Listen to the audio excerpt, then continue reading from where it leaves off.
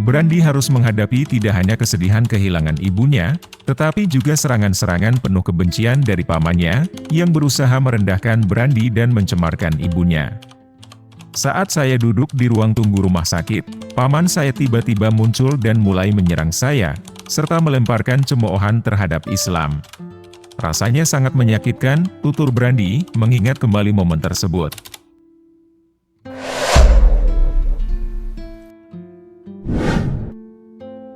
Assalamualaikum warahmatullahi wabarakatuh. Sahabat kalbu yang Allah cintai. Kisah kali ini menceritakan seorang mualaf yang harus menghadapi Abu Jahal di era modern. Kita masuk ke kisahnya. Menjadi seorang muslim di dunia barat bukanlah suatu hal yang mudah dilalui. Terdapat banyak cemoohan, tekanan, bahkan hingga pengucilan dari orang-orang terdekat, termasuk keluarga sendiri, seperti yang diungkapkan oleh Brandy Marino, ketika ia memilih untuk memeluk Islam pada tahun 2011. Kisah perjalanan keislamannya dimulai ketika Brandy secara tidak sengaja menerima pesan dakwah melalui aplikasi pesannya. Awalnya, Brandy menganggap pesan tersebut sebagai spam, dan berniat untuk menghapusnya. Namun, entah bagaimana, jemarinya terhenti dan membuka pesan tersebut, yang kemudian membawanya untuk mengucapkan syahadat, dan merangkul agama Islam. Sejak saat itu, Brandy semakin mendalami pengetahuan tentang Islam.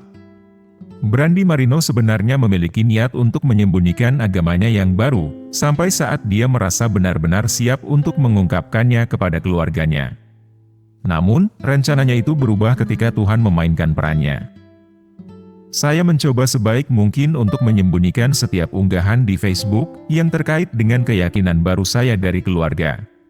Namun, saya lupa untuk menyembunyikan satu unggahan yang akhirnya ditemukan oleh sepupu saya. Ia kemudian memberitahukan paman saya, yang pada akhirnya menghubungi ibu saya dan menyebarkan segala macam fitnah tentang saya dan tentang Islam, ungkap Brandy, seperti yang dilaporkan oleh About Islam. Saat ujian mulai menimpa, Brandy merasakan pahitnya ketika ia terasing dari keluarganya, karena pilihan keagamanya. Pamannya secara terus-menerus mencemarkan ibunya dengan cerita-cerita kejam tentang Islam, bahkan mulai merendahkan ibunya, karena anaknya memeluk Islam. Dalam menghadapi situasi ini, ibunya mulai mengirim email yang berisi berbagai informasi tentang Islam, baik yang benar maupun yang salah, termasuk propaganda-propaganda yang mengerikan, yang seringkali disebarkan oleh orang-orang yang tidak memahami agama ini. Ibu Brandy mulai mempertanyakan, mencari jawaban atas pilihan agama yang telah diambil oleh anaknya.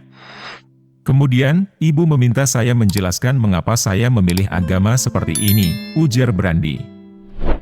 Meskipun Brandy sendiri masih baru mengenal Islam, dan belum memiliki semua jawaban atas pertanyaan yang terus-menerus dilontarkan kepada para mualaf baru, ia menahan diri dengan penuh kesabaran.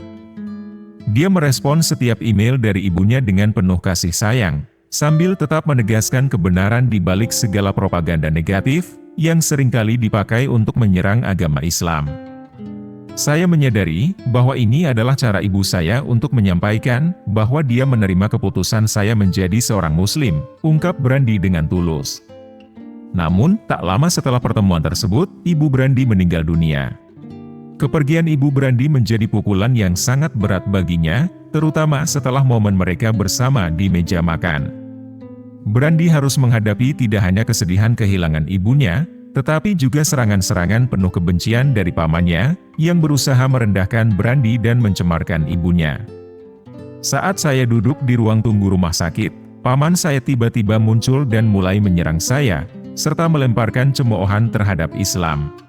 Rasanya sangat menyakitkan, tutur Brandy, mengingat kembali momen tersebut. Kemudian, para dokter memberikan rekomendasi untuk melepaskan alat-alat medis penopang kehidupan ibunya.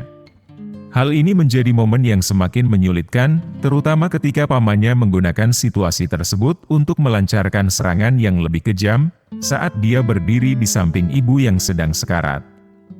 Meskipun dihadapkan pada penghinaan dan serangan yang tak terbayangkan dari pamannya, Brandy tetap memilih untuk menjaga sikap yang anggun.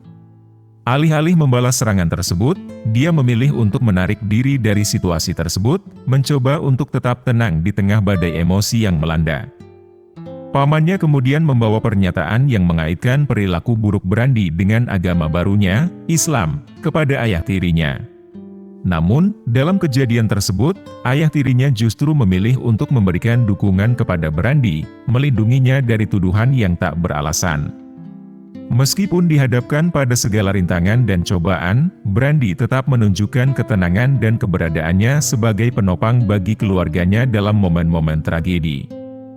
Dengan tegar, ia menjaga kepala tetap tegak menghadapi kefanatikan, dan tetap bersabar dalam menghadapi segala bentuk ujian. Dalam perjuangan ini, Brandi menemukan kemenangannya, sebuah kemenangan yang sesungguhnya, di dalam jihadnya untuk menguasai diri sendiri. Banyak dari mereka yang memeluk Islam di Barat, menghadapi sikap orang-orang yang mirip dengan Abu Jahal dalam zaman modern ini. Mereka tidak akan pernah menerima keputusan seseorang yang telah memilih Islam sebagai jalan hidup mereka, bahkan jika orang tersebut adalah orang yang mereka kenal, atau berhubungan dengan mereka. Mereka rela melakukan segala cara untuk menyakiti dan merendahkan orang tersebut. Kita tidak dapat mengubah sikap orang-orang yang memilih untuk menjadi seperti Abu Jahal dalam kehidupan kita. Namun, karakter dan sikap yang ditunjukkan oleh Brandi dalam menghadapi Abu Jahal zaman modern, patut dijadikan teladan. Dengan ketabahan dan kesabaran, Brandi berhasil mengatasi segala tantangan yang dihadapinya, menunjukkan bahwa kebaikan selalu menang atas kejahatan. Sahabat kalbu yang beriman, Al-Quran dengan jelas memerintahkan umat Islam untuk menjaga jarak dari orang-orang yang mengejek umat Islam atau Islam. Di beberapa ayat, bahkan ada peringatan keras juga. Misalnya, surat Al-An'am ayat 68-69, "Dan apabila kamu melihat orang-orang memperolok-olokkan ayat-ayat kami, maka tinggalkanlah mereka, sehingga mereka membicarakan pembicaraan yang lain. Dan jika syaitan menjadikan kamu lupa akan larangan ini, maka janganlah kamu duduk bersama orang-orang yang zalim itu, sesudah teringat akan larangan itu. Dan tidak ada pertanggungjawaban sedikitpun atas orang-orang yang bertakwa terhadap dosa mereka, akan tetapi kewajiban mereka ialah mengingatkan agar mereka bertakwa." Dan itulah kisah dari seorang mualaf, yang harus menghadapi pamannya yang seperti Abu Jahal. Semoga kita bisa mengambil hikmahnya, dan bisa meningkatkan keimanan kita. Wallahu a'lam bishawab.